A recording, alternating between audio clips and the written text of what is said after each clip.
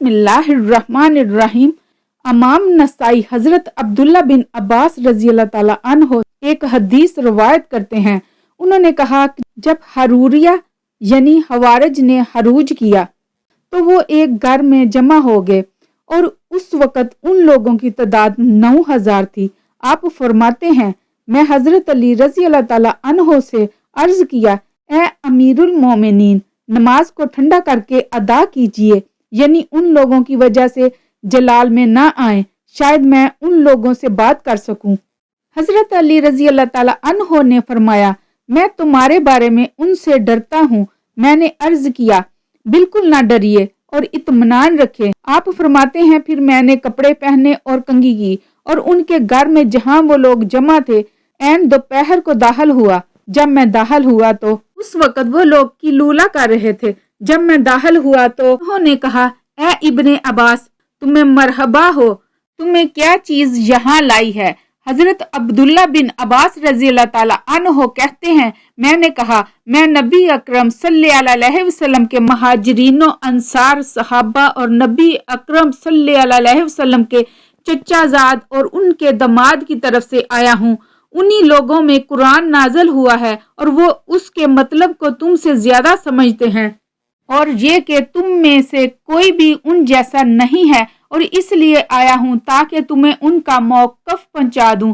تو اس پر ان میں سے کچھ لوگ ایک طرف ہو گئے، یعنی کچھ لوگ تو بات کرنے کو تیار تھے اور کچھ بات سننے تک کو تیار نہیں تھے۔ میں نے ان سے کہا مجھے وہ بات بتاؤ جس کی وجہ سے تم رسول اللہ صلی اللہ علیہ وسلم کے اصحاب اور ان کے چچا زاد بھائی حضرت علی رضی اللہ تعالیٰ عنہ سے ناراض ہوئے ہو۔ تو انہوں نے کہا 3 باتیں ہیں۔ میں نے کہا وہ 3 باتیں کیا ہیں؟ انہوں نے کہا پہلی بات تو یہ ہے کہ حضرت علی رضی اللہ تعالیٰ عنہ نے اللہ کے معاملہ میں آدمیوں کو حکم بنایا، جبکہ اللہ تعالیٰ نے فرمایا ہے کہ فیصلہ تو اللہ ہی کا ہوگا، آدمیوں کو فیصلہ کرنے سے کیا کام؟ میں نے کہا چلو یہ ایک بات ہوئی۔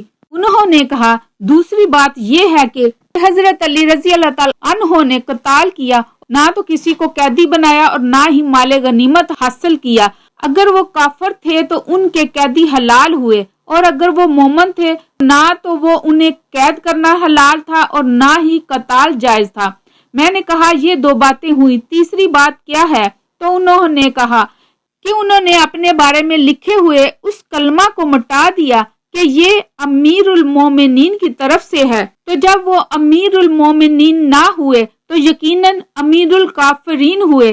میں نے کہا ان باتوں کے علاوہ بھی کوئی اشکال تمہارے پاس ہے؟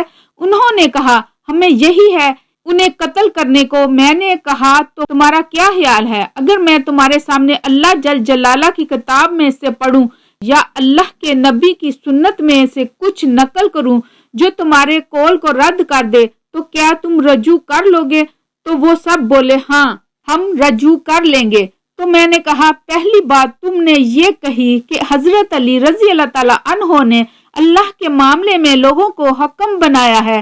میں تمہارے سامنے اللہ کی کتاب پڑھتا ہوں کہ اللہ نے 1/4 درہم کی قیمت کی چیز میں حکم آدمیوں کو بنایا ہے، چنانچہ اللہ تعالیٰ نے یہ حکم دیا ہے کہ فیصلہ آدمی کریں۔ کیا تم نے اللہ تبارک و تعالیٰ کا یہ قول دیکھا ہے؟ اے ایمان والو، حالت احرام میں شکار کو قتل نہ کرو، اور تم میں سے جو شخص جان بوجھ کر اسے قتل کرے تو جیسا جانور اس سے قتل کیا ہے اس کی مثل ادا کرنا اس کا کفارہ ہے، جس کے مثل ہونے کا فیصلہ تم میں سے 2 آدمی کریں گے۔ سورۃ النساء آیت 35۔ تو اللہ کا حکم ہی یہ ہے اسے آدمیوں کے پاس لے جایا جائے اور وہ اس کا اندازہ لگا کر فیصلہ کریں، اور اگر اللہ چاہتا تو اس کا فیصلہ خود کر دیتا۔ تو پتہ چلا کہ آدمیوں کو حکم بنانا جائز ہے۔ میں تمہیں اللہ کا واسطہ دے کر پوچھتا ہوں کہ لوگوں کے درمیان صلح کرنے اور خون بہانے کے معاملے میں آدمیوں کا حکم بنانا افضل ہے یا ایک خرگوش کے بارے میں حکم بنانا افضل ہے؟ تو انہوں نے کہا کیوں نہیں، بلکہ یہی افضل ہے، اور ایک خاتون اور اس کے خاوند کے بارے میں کہا گیا ہے کہ اور اگر تم ان دونوں کے درمیان جدائی اور جھگڑے سے ڈرو تو ایک حاکم اس مرد کے گھر والوں میں سے اور ایک حاکم اس عورت کے گھر والوں میں سے بھیجو۔ میں تمہیں اللہ کا واسطہ دے کر پوچھتا ہوں کہ آپس کی صلح کرنے میں آدمیوں کو حکم بنانا افضل ہے یا صرف ایک عورت کے مال کے بیضا کے بارے میں حکم بنانا افضل ہے؟ اب بتاؤ کہ میں اس اعتراض کا جواب دینے سے عہدہ برا ہو گیا کہ نہیں؟ تو انہوں نے کہا کہ جی ہاں۔ میں نے کہا باقی رہا تمہارا یہ کہنا کہ حضرت علی رضی اللہ تعالیٰ عنہ نے قتال کیا اور نہ تو قیدی بنائے اور نہ ہی مال غنیمت اکٹھا کیا، تو کیا تم اپنی والدہ حضرت عائشہ رضی اللہ تعالیٰ عنہا کو قیدی بنا سکتے ہو اور ان کے ساتھ بھی وہ معاملات حلال سمجھتے ہو جو ان کے علاوہ دوسری خواتین کے ساتھ حلال جانتے ہو، حالانکہ وہ تمہاری ماں ہیں؟ اگر تم کہتے ہو کہ ہم ان کے ساتھ وہ سب کچھ حلال سمجھتے ہیں تو تم کافر ہو جاتے ہو، اور اگر یہ کہتے ہو کہ وہ ہماری ماں ہی نہیں ہے تو پھر بھی کافر ہو جاتے ہو، کیونکہ اللہ پاک نے ارشاد فرمایا ہے مومنین کے لیے تو نبی ان کی جانوں سے بڑھ کر ہیں اور ان کی ازواج ان کی مائیں ہیں۔ تو اب تم دو گمراہیوں کے درمیان ہو، اس سے نکلنے کی راہ بتاؤ۔ کیا اس اعتراض کا جواب دینے سے بھی عہدہ برا ہو گیا ہوں؟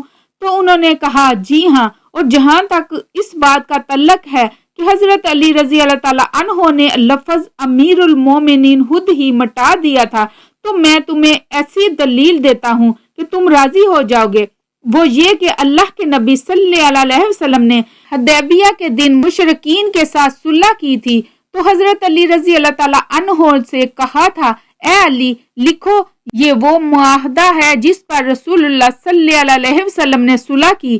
تو مشرکین نے کہا کہ اگر ہم آپ کو اللہ کا رسول سمجھتے تو آپ کے ساتھ قتال ہی نہ کرتے۔ تو رسول اللہ صلی اللہ علیہ وسلم نے ارشاد فرمایا اے علی اسے مٹا دو، اے اللہ تو تو جانتا ہے کہ میں اللہ کا رسول ہوں، اے علی اسے مٹا دو اور یوں لکھو، یہ وہ معاہدہ ہے جس کے مطابق محمد صلی اللہ علیہ وسلم بن عبداللہ نے صلح کی۔ اللہ کی قسم رسول اللہ صلی اللہ علیہ وسلم یقیناً علی سے بہتر تھے، اور انہوں نے خود اپنی ذات کے بارے میں ایک لفظ مٹا دیا، اور آپ صلی اللہ علیہ وسلم کے اس مٹانے سے آپ صلی اللہ علیہ وسلم کو نبوت سے تو نہیں مٹا دیا۔ اب بتاؤ کیا میں اس اعتراض کا جواب بھی دے چکا؟ تو انہوں نے کہا جی ہاں۔ چنانچہ ان میں سے 2000 آدمیوں نے رجوع کر لیا اور حضرت عبداللہ بن عباس رضی اللہ تعالیٰ عنہ کی باتوں کی تائید کی۔